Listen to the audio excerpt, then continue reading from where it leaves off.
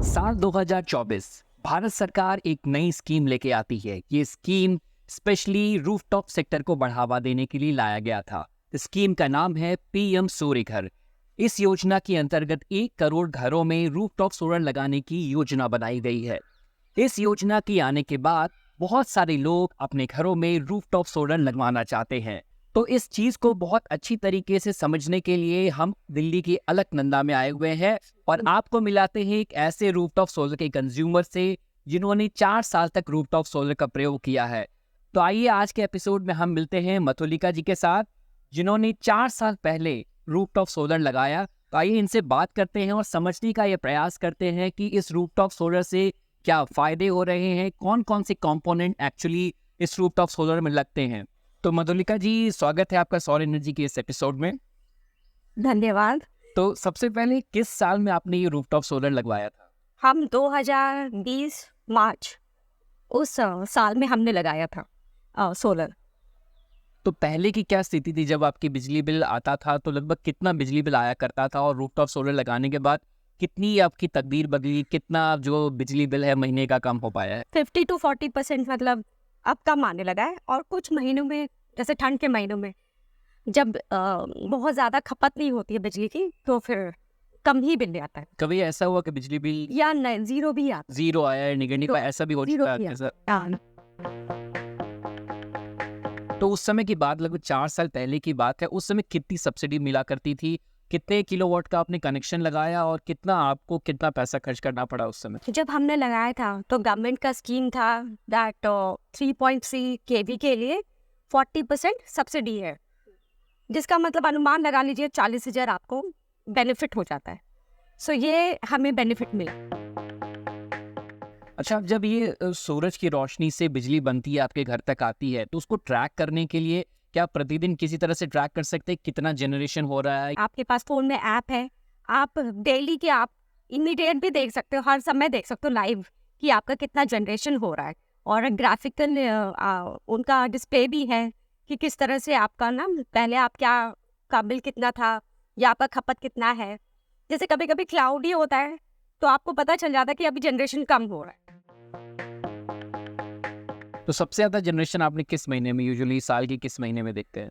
सो जब सूरज की रोशनी ज़्यादा होती है, जैसे अब सूरज, कोई जरूरी नहीं कि बहुत गर्मी होनी चाहिए, लाइट एनर्जी भी अच्छी होनी चाहिए तो आपकी जनरेशन अच्छी हो जाती है।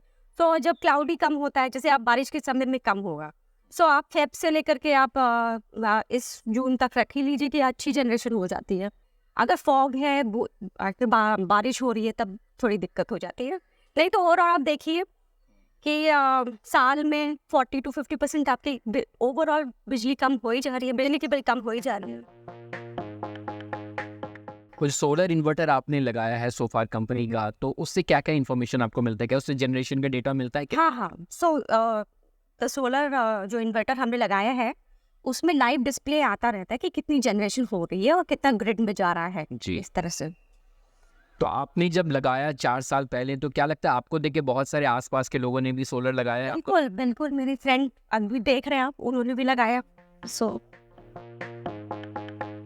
बहुत सारे लोग जो सोलर लगाना चाहते हैं उनके दिमाग में ये होता है कंफ्यूजन कि जो भारी अप्लायंसेस है, क्या जो जैसे रेफ्रिजरेटर्स हैं, कूलर्स हैं, क्या ये हमारे रूफटॉप से चल पाएंगे? तो आपका क्या सा एक्सपीरियंस था? क्योंकि ये हमारा ग्रिड कनेक्टेड है, सो जो भी सोलर आप प्रोड्यूस करता है एनर्जी, वो ग्रिड में चला जाता है। सो यू नो, इन अ वे ये नेट मीटरिंग कॉन्सेप्ट है।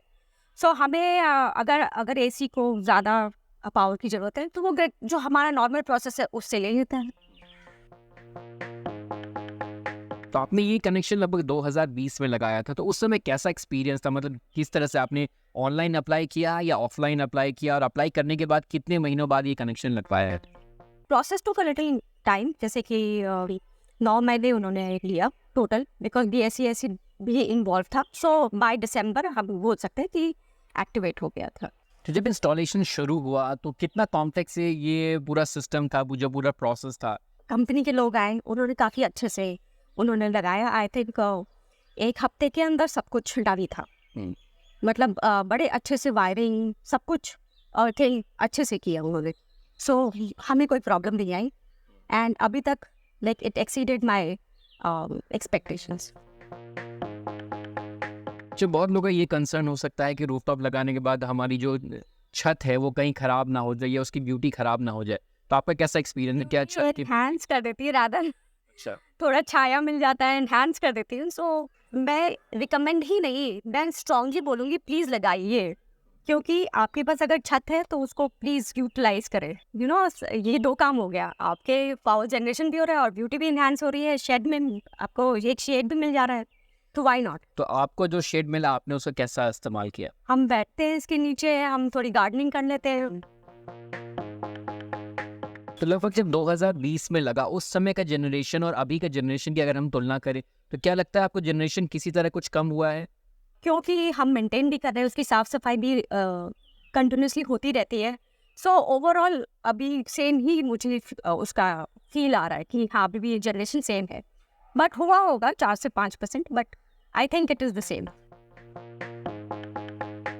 अगर साफ सफाई की बात करें मतलब मेंटेनेंस की बात करें तो कितना मेंटेन करना पड़ता है सोलर रूफटॉप में? कितना मेंटेनेंस में मतलब क्या आपको खर्च लगाना पड़ता है, एफर्ट लगाना पड़ता है, कैसे करते हैं बताइए? आई थिंक एफिशिएंसी के लिए महीने में 1-2 बार आप सफाई कर दीजिए, आप पाइप से उसको धो दीजिए और थोड़ा देख लीजिए उसमें धूल मिट्टी कम हो, क्योंकि अल्टीमेटली उसके सोलर सेल्स होते हैं जो एनर्जी को एब्जॉर्ब करते हैं। सो थैंक यू मधुलिका जी हमारे से बात करने के लिए और अच्छे तरीके से समझाने के लिए। आपका कैसा अनुभव रहा और किस तरह से ये चीज़ें काम करती हैं? बहुत बहुत धन्यवाद। Thank you so much.